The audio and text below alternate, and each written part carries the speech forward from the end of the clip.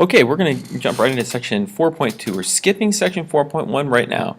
We'll come back to it before the end of the school year, probably at the end of the curriculum. We'll come back and do section 4.1. You're welcome to read through it if you like. It's pretty interesting, but we'll get back to it. So section 4.2 is relationships between categorical variables. So the only objective here is really to be able to describe relationships between two categorical variables. And let's take a look. So the first definition we need is the definition of a two-way table. And a two-way table is not a very complicated idea. It's really just a table of values where we have two variables. In this case, we have the variables sex and age group. Okay, so sex is represented by the values female and male. I'm going to change the size of this a little bit. So we have female and male are the two values this variable takes on. And an age group can take on four values. Notice here that age is typically thought of as a quantitative variable, but here we're going to look at it as a categorical variable because we're putting them into age groups. It's a little bit like the distinction between saying freshman, sophomore, junior, senior, and then saying grade 9, 10, 11, 12. So we're looking at these as a category rather than a quantitative variable. So two variables, age group and sex. Okay, and the two-way table tells you how many of each are in each category. So again, this is pretty straightforward, I think, but there are 89 females who are 15 to 17 years old, and you can see that the total number of 15 to 17-year-olds is 150, and the total number of females is 9,321. And you can see also that the total number of males, females in every category is 16,639. Okay, all right. The next definition we need in order to read this make sense is the notion of a conditional distribution. So this is a distribution where we're looking at just one column or just one row at a time. So the definition I use here is the distribution of one variable while the other variable is fixed at a value. So for instance, I can say let's just look at females. I'm going to fix one variable at females, and then I'm going to look at how are females distributed over age group. So the conditional distribution of females in this particular case is how these numbers are distributed. Okay, we can see that there are 1, 2, 3, 4 values. So we can make a bar graph here if we wanted to, with the first bar being 15 to 17, the second bar being 18 to 24, the third bar being 25 to 34, and the fifth bar being 25 to 34, and the fourth bar being 35 or older. So there are 4 bars. And again, the total, remember, is not appropriate as a bar itself in this particular instance because it's just the total. It's not a category in and of itself. So that's one conditional distribution I could look at. I could look at another conditional distribution. I could look at the conditional distribution where I just look at those who are 25 to 34. This is another conditional distribution. So, and I look at how females and males are compared in just this category, just this condition. So the conditional distribution says we're going to have a condition that's fixed. My condition is that here I'm looking at only 25 to 34-year-olds. Okay, I look at how they're distributed across gender. Okay, so again, here's a good example. We have the green here. One conditional distribution is female. One conditional distribution is 35 years or older. Okay, good. All right, marginal distribution is kind of similar. The marginal distribution is looking at just the totals. Okay, so here we're looking at the distribution of age group because we have 150 in this group, 10,365 in this group, 3,494, 2,630 for a grand total of 16,639. Now, this is the distribution of age group, and notice that it doesn't matter. These are both males and females. So the marginal distribution is the distribution in the margins. That's why we call it a marginal distribution. But really what it is it's basically ignoring one of the variables. So this is the distribution of age if we just ignore gender or sex. This down here is the distribution of sex or gender if we just ignore age group, okay, because we're looking at totals. So the marginal distribution is the distribution of totals. Okay. Another thing to think about here while we're on this is that we can always change this into a distribution of not totals, but rather percents. But the only issue with percents is that if I change this into a distribution about percents, let's just take a look at 89 here. If I look at 89, 89% of, pardon me, 89 out of what? There are three different percents we could make here, and just something to think about.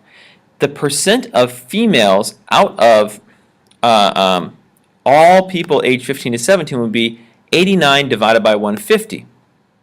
If I'm interested in, pardon me, the percent of those aged 15 to 17 who are female is 89 out of 150. The percent of those who are female, pardon me, the percent of those who are 15 to 17 years old out of females is 321. So the percent of females who are in this age group is 89 out of 9,321. So those are two different percentages.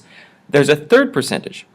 The percentage of females who are 15 to 17 out of everybody is 89 divided by the grand total. So for every time I ask about a percentage, there are really three different percentages I can be talking about. And part of the trick of this section is going to be deciding which percentage are we talking about, which percentage are we asking for. For instance, the percentage of, I'll do this.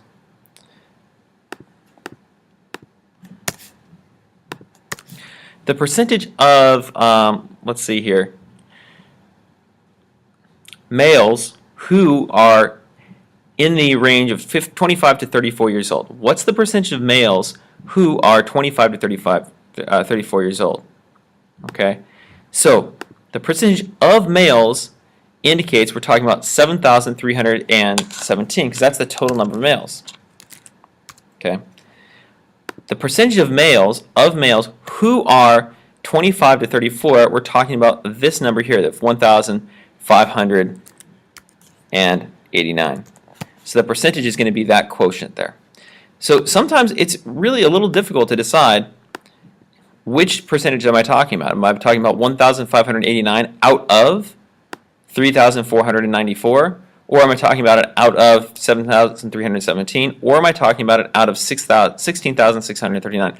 This is not easy all the time. And this is where our understanding of mathematics and English sometimes collide, and we run into problems because with English sometimes we end up with a slightly imprecise way of saying things. So we have to be very careful with our knowledge of grammar and how that relates to which percentage we're looking for. Okay, so the last topic here in this section is Simpson's paradox. And Simpson's paradox is a pretty neat concept. And what you need to know about it is the concept. You need to know that it exists, and you need to understand the issue that's involved here. So we have what's essentially a two-way table. It's a little bit more complicated than that.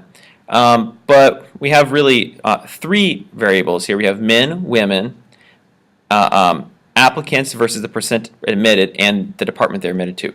So this is an actual example. This is this happened at UC Berkeley. Okay, and at Berkeley, a study was published showing that in the graduate schools, 44% of men were admitted, and yet only 35% of women were admitted to the school. And this caused a huge uproar. But what was interesting about it was that after, because you can see obviously the percent of men is higher, and that's not good. We want to have some kind of equity in particular public university. So what happened then is they started to look at it and say, well, this is a problem. So they started to look at it department by department. So this might be the College of Arts and Sciences, this might be the law school, this might be the, I don't think they have a med school, but you know, the engineering school, and so on, College of Education. So each one of these is a different school or perhaps a different department, depending on how you look at it. And they looked at department by department. They said, let's look at Department A. Department A had 825 applicants, male applicants, 62% of whom were admitted, and of the 108 female applicants, 82 were admitted. So in Department A, actually women were doing better. Let's look at Department B. Department B, 560 men were applied, and 63% of those got in versus 68% of the 25 women got in. Okay, so again, point to women here. We look at Department C. Okay, it's close, but you'll notice that in this case, 325 men applied and 37% got in, and just slightly fewer, 34% of the women got in. So in this case, Department C, women didn't do quite as well as men. Department D, we have 417, 33% to 35%. Women are doing better. Okay. Department E, I don't know why, there's no reason I switched to yellow. I just decided to switch to yellow.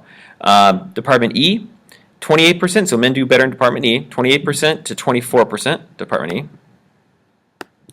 And Department F, women are doing better, 6% to 7%. So let's go back here.